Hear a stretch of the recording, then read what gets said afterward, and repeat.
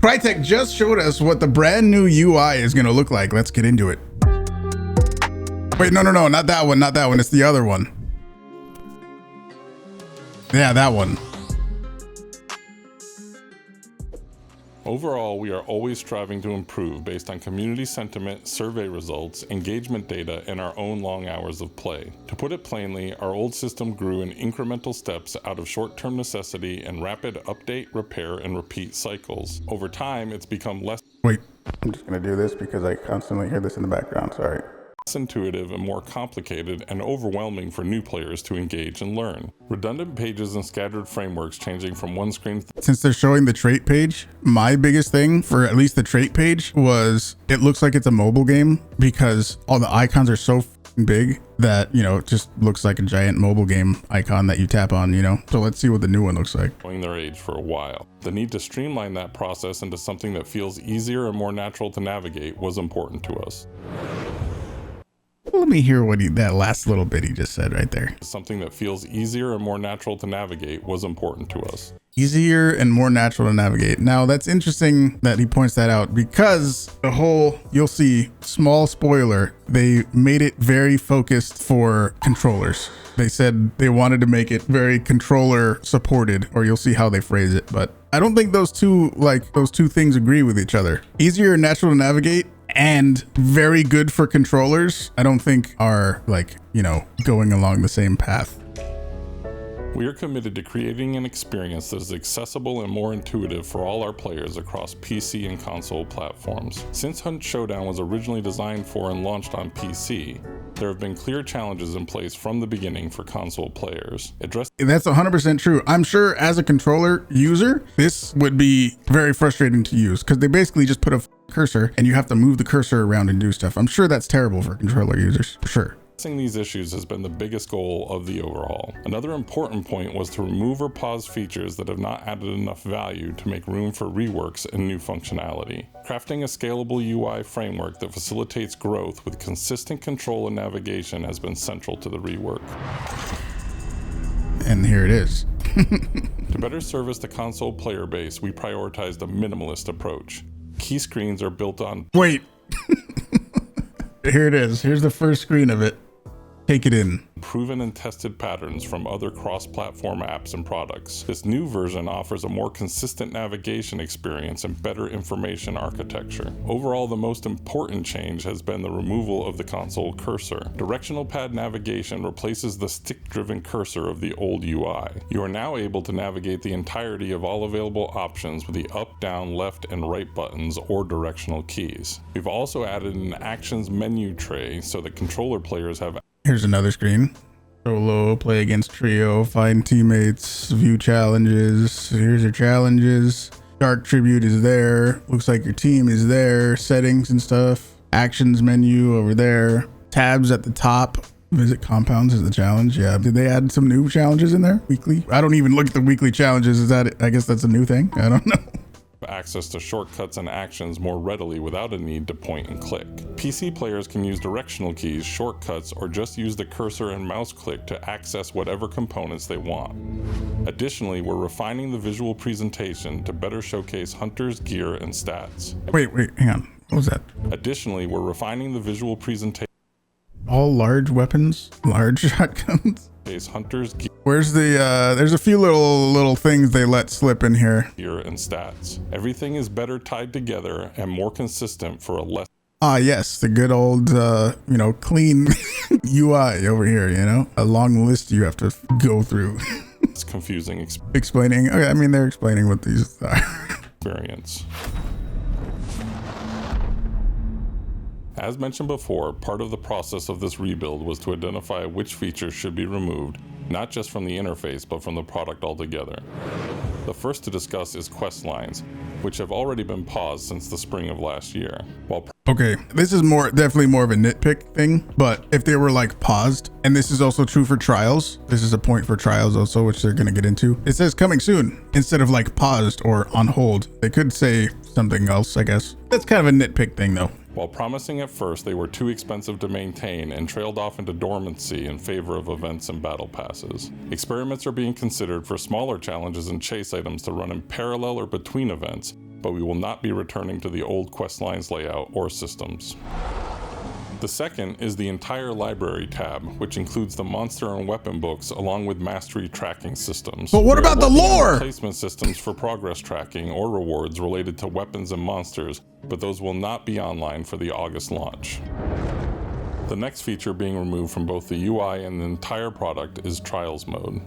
Over the years, Trials mode has seen very low engagement rates and has even been tracked in data as a contributing factor for players quitting the game completely. The bespoke yeah, a lot of people have brought that up, like, how the fuck is somebody going to quit the game over the trials? Well, I mean, that reminded me of in the old training mode. There was an old training mode where you could go into like half the server. There was no other players. You go in and you find the boss. It used to be the spider, and they saw that people would load into that, go into the boss layer, look at the spider, and then close the game and never play again. So they decided to make it, instead of the spider in that training mode, they made it the butcher instead, specifically because they saw people close the game after seeing the spider and never playing again. So I assume they saw the same thing or a similar thing when people did the trials. Maybe like they can see old accounts that stopped playing the game and see what they were doing right before they quit the game forever. And they were probably struggling with trials and decided, this game, I'm out. Rewards for cosmetics and blood bonds that exist in Trials mode are being reassigned to other progression-based challenges, such as prestige or other challenges yet to be revealed. And last on the cut list is the black market feature.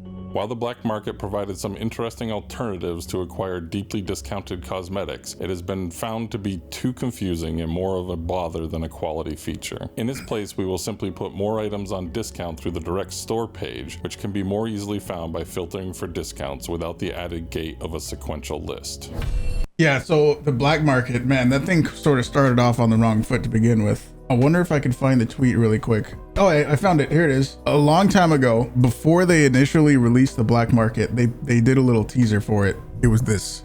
Black market arrives soon to the bayou, where hunters will display their goods they're willing to sell at the most friendliest prices. Opening soon, black market. And what does this seem like? Everyone was like, holy shit, they're gonna add like a almost like a Tarkov flea market where you can sell contraband skins to each other. Holy shit, that's crazy. Turns out it's just some other way to sell skins to us. So it was a major letdown right off the bat. This was June of 2022. Now let's dive into some of the new features that you can look forward to. To start, we've simplified hunter recruitment and roster management based on volumes of player feedback. The recruitment process itself is being more unified with a clear choice to either recruit. How come all hunters? Why is the Felis a free hunter? I don't know. Maybe there's something new there that we don't know about. Is being more unified with a clear choice to either recruit a free hunter with a single trait and some basic contraband weapons, or pay 100 hunt dollars to here's the legendary hunter recruit screen, and then one of my favorite Reddit responses to this, which we can get into, was the periodic table of legendary hunters. Hire a more veteran hunter with 3 traits and no weapons. A host of hunter skins previously recruited at tier 2 or 3, and many new and reworked versions are now being given bespoke names and will function in the same way current legendary hunters do. These newly named and updated hunters can be unlocked for recruitment via bloodline and prestige rewards, specific challenges, and blood bond purchase. Once unlocked, they can be hired and rehired for hunt dollars with the same systems in place for the current legendary hunters, which are being reclassified as just hunters with varying degrees of rarity and visual complexity. The new UI features both a simple carousel and grid view, which allows for 39 hunters to be shown at the same time, as well as scrolling for larger rosters. The traits menu has been improved by allowing more traits to be visible in a grid view. That goes back to what I was saying before about the traits being gigantic icons. With all trait icons now consistently displayed with the option of favoriting your preferred trait. Good move. Definitely. That's something everyone has wanted for a very long time. Some new mechanics and a glossary are being developed to better explain classification of traits such as burn traits and scarce traits. Dennis will be back in another video with more details on these in the coming weeks. As mentioned earlier, the long requested filter for favoriting is being carried across more menus. This greatly speeds up finding. Yeah, so I guess, you know, since that whole gigantic periodic table of legendary hunters was there, you could favorite the ones you like and you don't have to look at all of them, which is good. And selecting your favorite hunters, traits, gear, and loadouts quickly. Oh yeah, here's one of the things that they let in either accidentally or on purpose. They're changing the name of the upper mat to the Haymaker. Confirmed. Here, check this out. A versatile instrument of divine punishment. The Lamat Mark II upper mat allows hunters to put down their enemies whether they're clear across the bayou or up close and personal. And this was when they announced the upper mat. Here's what I said. It's not too late. You can still change the name to something cool like the Haymaker, you know? And they did it. It just took a little while. Browsing for new cosmetics smoother with neatly contained sections and filters so that you can find what you're looking for more quickly. Why Haymaker? Because think of the conversion and the uppercut. The conversion pistol, the bigger version of it is the uppercut, which is a punch, right? Conversion to uppercut is bigger. They named it after like a punch. Then they took the Lamat and they made a bigger version of that, very similar to what they did to the conversion pistol. So what's another name that is punch related they could have used? Haymaker. They finally decided to do it. For added convenience, our new Actions menu flyout provides quick access to critical features for both PC and console players. It reduces the number of clicks and button pushes needed to get where you're wanting to go or take actions on selected items. Great care has been taken to enhance the visual design, highlighting the Really? Great care has been taken to enhance the visual design, If you say so. highlighting the game's art and reducing overall UI complexity.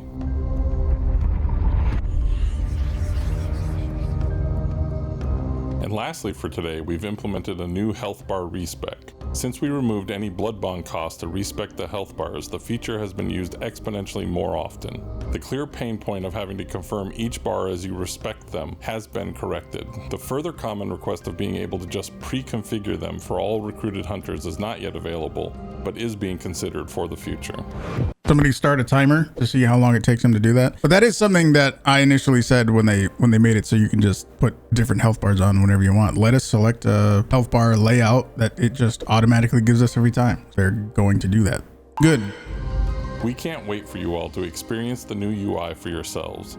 We sincerely hope it is a substantial improvement, especially for our console players who've long endured the awkwardness of driving a cursor with a gamepad controller. Like I said, I'm sure that was very annoying for controller users, but man, why focus so much on them? How about a good UI for the majority of players? And here's another point. They're focusing on controllers so much, it makes me wonder why. Let me see if I can find another tweet really quickly. Okay, this is relevant. This is when they were talking. This is a video they released. In here was something about the aim assist. They just redid the aim assist, and someone asks, will aim assist be console exclusive? And David Fetfield, this guy right here, he goes, no, adjustments will apply to PC players on controllers as well. More specific details around it in the winter update. So this is confirmation that PC players with a controller will have the aim assist that they implemented in this update back here, okay? Since then, they have not specifically said that it won't be getting aim assist, even though there's been some backlash and a community manager did say, we hear your feedback, but in that post, they did not specifically say that they're not adding in PC controller aim assist. I still think it's going to be a thing. Now, with that in mind, this whole UI is very controller focused, and that makes me think why. I think maybe they're still going to do crossplay. Oh yeah, here's another thing I wanted to show. Yeah, the throwing spear also confirmed. And I guess it's a tool. We went over the leaks a while ago, like a month ago, and we saw that there was going to be a throwing spear added in. It said it was going to be a weapon. Oh wow, and this is the loadout they want people to use.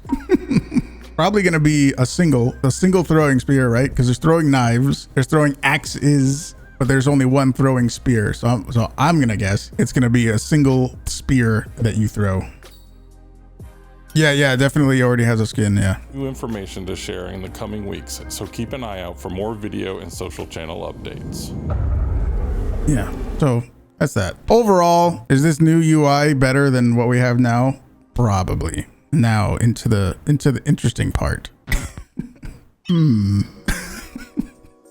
Why do they look so familiar? Why do they seem so similar? I mean, if you didn't know David Feffield's background, before he came to Hunt, he was a Call of Duty guy. I don't know what his position specifically was at Call of Duty, but I mean, dude, I didn't even recognize this. The thing at the top. Wait. Home Hunters Gear Store. Play Weapons Operators Store. Okay. All right. Hang on. There's some good memes coming out of this too. It's gonna be something new and original. Corporate needs you to find the differences. Oh shit. He even put the face on it, dude. I didn't make these, by the way, but they're good.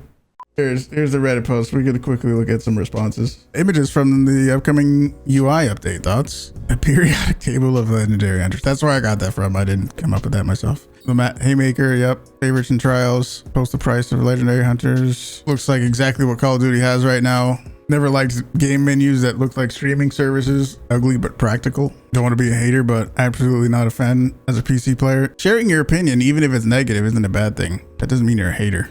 You get that on consoles, it must have been horrible to navigate through the UI, but on PC, this looks bad. So, you know, the heavy controller focus, I don't know how I feel about that. We'll see, I guess. It's similar to the other things. We gotta see how it actually is when it comes out, just like all the other new additions. We'll see. I don't know. Here's what I think. It's good they changed it somehow, because that old one really was really bad. Is this an upgrade? Probably. But they had the chance to do a completely new UI. You know, this is what they came up with. So is it slightly better? Yeah, probably. But man, notice how there's no MMR on the screen? Yeah, true. Or the main menu also. It's probably in there somewhere in one of the menus. That's gonna be it for this video. We're gonna do more unbiased reactions to their announcements. So that's gonna be it for this video. If you guys enjoyed it, hit the like button and subscribe if you're not already subscribed. Thank you for watching. Nicki Minaj Hunter skin.